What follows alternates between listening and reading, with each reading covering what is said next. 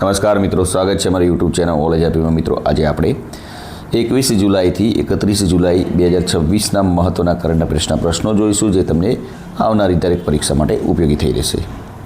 શરૂઆત કરીએ ફર્સ્ટ નંબરના ક્વેશ્ચનથી. પ્રધાનમંત્રી ફેમિલી કેર ટ્રેકર PMFCT યોજના મુખ્યત્વે કોના માટે શરૂ કરવામાં આવી છે? તો આ યોજના છે મિત્રો, મુખ્યત્વે માતા અને બાળકો માટે શરૂ કરવામાં આવી છે.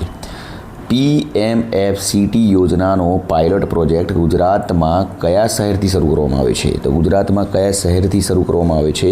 તો ગાંધીનગર ખાતેથી આ પાયલોટ પ્રોજેક્ટ શરૂ કરવામાં આવે છે. ગુજરાત નમો સ્વચ્છતા અભિયાન કયા સમયગાળા દરમિયાન યોજવામાં આવ્યું હતું? ગુજરાત નમો સ્વચ્છતા અભિયાન કયા સમયગાળા દરમિયાન? તો 1 થી 7 જુલાઈના સમયગાળા દરમિયાન યોજવામાં આવ્યું હતું. સ્તનપાનને પ્રોત્સાહન આપવા માટે ગુજરાત સરકારના આરોગ્ય વિભાગ દ્વારા કયું અભિયાન શરૂ કરાયું છે? તો સ્તનપાનને પ્રોત્સાહન આપવા માટે ગુજરાત સરકાર દ્વારા અમૃતપાન અભિયાન શરૂ કરવામાં આવ્યું છે. તાજેતરમાં મધ્યપ્રદેશના રેવા જિલ્લાની કઈ કેરીની પ્રથમ વખત UAE નિકાસ કરવામાં આવી છે? તો તે છે મિત્રો, સુંદરજા કેરીને UAE ખાતે નિકાસ કરવામાં આવી છે. કૃષિ ઉત્પાદનોની નિકાસમાં મદદ કરતી સંસ્થા APEDAની સ્થાપના કયા વર્ષમાં થઈ હતી? તો આની સ્થાપના 1986ના વર્ષમાં થઈ હતી. વડાપ્રધાન નરેન્દ્ર મોદીને કયા દેશ દ્વારા Guardian of the blue horizon પુરસ્કારથી સન્માનિત કરવામાં આવ્યા હતા? તો કયા દેશ દ્વારા? તો તે છે સેશેલ્સ દેશ દ્વારા તેમને આ પુરસ્કારથી સન્માનિત કરવામાં આવ્યા હતા. હર્ષવર્ધન GB ભારતના કેટલામાં ચેસ ગ્રાન્ડ માસ્ટર બન્યા છે? તો હર્ષવર્ધન GB ભારતના 97માં ચેસ ગ્રાન્ડ માસ્ટર બન્યા છે. વિશ્વના સૌથી નાની વયના વર્લ્ડ ચેસ ચેમ્પિયન બનનાર ભારતીય ખેલાડીનું નામ શું છે? તો તે ભારતીય ખેલાડીનું નામ છે D. Gukesh. Indian coastguard ship Akshay કયા શિપયાર્ડ દ્વારા બનાવવામાં આવ્યું છે? તો કયા શિપયાર્ડ દ્વારા બનાવવામાં આવ્યું છે? તો ગોવા શિપયાર્ડ લિમિટેડ દ્વારા બનાવવામાં આવ્યું છે. ભારતનું પ્રથમ ઓફશોર એરપોર્ટ દરિયામાં કૃત્રિમ ટાપુ પર કયા રાજ્યમાં બનશે? તો તે છે મહારાષ્ટ્ર રાજ્યમાં બનાવવામાં આવશે. મહારાષ્ટ્રમાં ભારતનું પ્રથમ ઓફશોર એરપોર્ટ કયા જિલ્લામાં બનાવવાનો પ્રસ્તાવ છે? તો મહારાષ્ટ્રમાં પણ કયા જિલ્લામાં? તો પાલઘર જિલ્લામાં બનાવવાનો પ્રસ્તાવ છે. આસામના ગોલપારા જિલ્લામાંથી મળી આવેલી માછલીની નવી પ્રજાતિ ગીચક નાકાની મુખ્ય વિશેષતા શું છે? તો આની મુખ્ય વિશેષતા છે તે અંધ અને ખોપરી વગરની છે. બાંગ્લાદેશનું કયું બીજું સૌથી મોટું બંદર તાજેતરમાં ચીનને સંભાળવા માટે આપવામાં આવ્યું છે? તો કયું સૌથી મોટું બંદર? મોંગલા પોર્ટ ચીનને સંભાળવા માટે આપવામાં આવ્યું છે. વિશ્વની પ્રથમ ન્યુક્લિયર પ્રોસેસ હીટ આધારિત હાઇડ્રોજન ઉત્પાદન સુવિધા ભારતે ક્યાં શરૂ કરી છે? તો ભારતે કલપક્કમ ખાતે શરૂ કરવામાં આવી છે. હુરુન ગ્લોબલ યુનિકોર્ન ઇન્ડેક્સ 2026માં ભારત કયા ક્રમે રહ્યું છે? તો તેમાં ભારત 4થા ક્રમે રહ્યું છે, એટલે કે C ઓપ્શન સાચો જવાબ રહેશે. 5 વખતના ચેસ ચેમ્પિયન કયા ખેલાડીને SJFI ગોલ્ડ મેડલથી સન્માનિત કરાયા છે? તો વિશ્વનાથન આનંદને. 2026ના વર્લ્ડ હાઇડ્રો પાવર આઉટલુક મુજબ જળ વિદ્યુત ક્ષમતામાં ભારત વિશ્વમાં કયા સ્થાને છે? તો જળ વિદ્યુત ક્ષમતામાં ભારત વિશ્વમાં 5મા સ્થાને છે.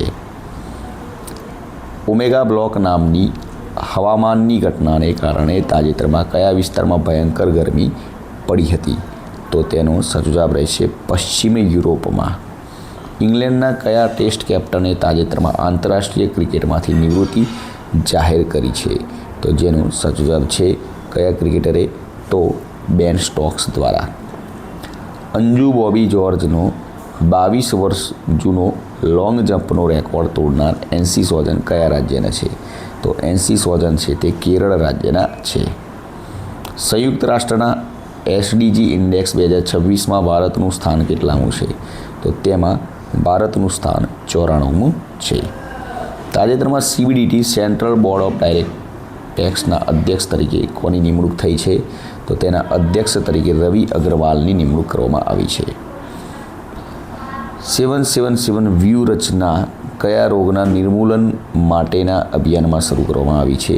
તો તેનો સાચો જવાબ છે સી ઓપ્શન, એનિમિયા પાંડુ રોગ સામે શરૂ કરવામાં આવી છે.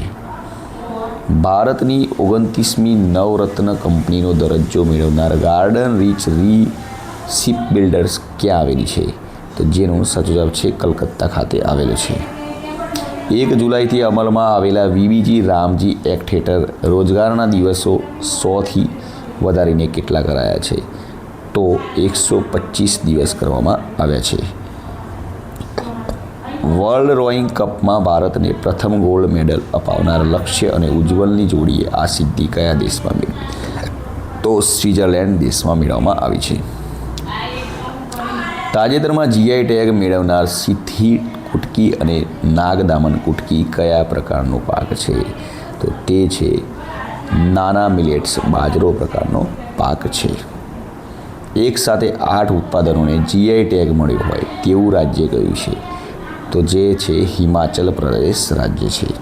2028માં કયા શહેરમાં યોજાનાર ઓલિમ્પિકમાં ક્રિકેટનો સમાવેશ કરવામાં આવ્યો છે? તો જેનું સાચો જવાબ રહેશે લોસ એન્જલસમાં. ભારત અને જાપાન વચ્ચેની 16મી શિખર સમિટ કયા શહેરમાં યોજાઈ હતી? તો 16મી શિખર સમિટ દિલ્હી શહેરમાં યોજાઈ હતી. વિજ્ઞાન આધારિત પુનરુત્થાન માટે ભારત સરકારે પ્રાથમિક રીતે કેટલા ટાઈગર રિઝર્વને પસંદ કર્યા છે? તો પ્રાથમિક રીતે ભારતે ટોટલ 25 ટાઈગર રિઝર્વને પસંદ કર્યા છે. નેશનલ ટાઈગર કન્ઝર્વેશન ઓથોરિટી NTCAની 29મી બેઠક ક્યાં યોજાઈ હતી? તો કોયમ્બતુર ખાતે યોજાઈ હતી. ભારતનું 58મું ટાઈગર રિઝર્વ કયું જાહેર કરવામાં આવ્યું છે? તો 58મું tiger reserve Madhav tiger reserve જાહેર કરવામાં આવ્યું છે. હેલિકોપ્ટર માટે ભારતની પ્રથમ સેટેલાઇટ બેઝડ લેન્ડિંગ પ્રક્રિયા કયા સ્થળે કરવામાં આવી? તો તે છે ઉંડાવલી આંધ્રપ્રદેશ ખાતે કરવામાં આવી છે. જંગલી ચોખાના સંરક્ષણ માટે બાયોડાયવર્સિટી હેરિટેજ સાઇટ તરીકે જાહેર કરાયેલ બોરોઝલી કયા રાજ્યમાં છે? તો તે છે આસામ ખાતે. યુનેસ્કો દ્વારા જાહેર કરાયેલ ભારતની 45મી વર્લ્ડ હેરિટેજ સાઇટ કઈ છે? તો યુનેસ્કો દ્વારા જાહેર કરવામાં આવેલી ભારતની 45 વર્લ્ડ હેરિટેજ સાઇટ સારનાથ સ્તૂપ મધ્યપ્રદેશમાં છે. આકાશવાણી ઓલ ઇન્ડિયા રેડિયોએ તાજેતરમાં કેટલા વર્ષ પૂર્ણ કર્યા છે? તો આકાશવાણી ઓલ ઇન્ડિયા રેડિયોએ તાજેતરમાં 90 વર્ષ પૂર્ણ કર્યા છે. વર્ષ 2026માં કયો દેશ પોતાની આઝાદીની 250મી વર્ષગાંઠ ઉજવી રહ્યો છે? તો અમેરિકા, USA. અમેરિકાની 250મી વર્ષગાંઠના સેલિંગ 250 કાર્યક્રમમાં ભારતનું કયું સળવાળું જહાજ ન્યૂયોર્ક પહોંચ્યું હતું? તો જેનું સાચો જવાબ રહેશે INS સુદર્શિની. નેક્સ્ટ ક્વેશ્ચન, બ્રહ્માંડનો નકશો બનાવવાના પ્રોજેક્ટ હેઠળ રૂબિન ઓબ્ઝર્વેટરી કયા દેશમાં આવેલી છે? તો રૂબિન ઓબ્ઝર્વેટરી કયા દેશમાં આવેલી છે? ચીલી ખાતે આવેલી છે. મહિલા અને બાળકોની ઓનલાઈન સુરક્ષા માટે ગુજરાત પોલીસે કયું ઓપરેશન શરૂ કર્યું છે? તો ગુજરાત પોલીસે ઓપરેશન સેફ સાયબર સ્પેસ શરૂ કરવામાં આવ્યું છે. પશ્ચિમ બંગાળ સરકાર દ્વારા મહિલા સુરક્ષા માટે કયું ખાસ સ્ક્વોડ શરૂ કરવામાં આવ્યું છે? તો મહિલા સુરક્ષા માટે દુર્ગા સ્ક્વોડ શરૂ કરવામાં આવ્યું છે. નાગાલેન્ડના હોકાટો હોટાઝે કઈ રમતમાં વિશ્વના નંબર 1 પેરા ખેલાડી બન્યા છે? તો કઈ રમતમાં? તો તે છે શોર્ટ પુટમાં. QS વર્લ્ડ ફ્યુચર સ્કિલ્સ ઇન્ડેક્સમાં ભારત કયા ક્રમે રહ્યું છે? તો તેમાં ભારત 13મા ક્રમે રહ્યું છે. પ્રખ્યાત હેમિસ ફેસ્ટિવલ ભારતની કઈ જગ્યાએ ઉજવવામાં આવે છે?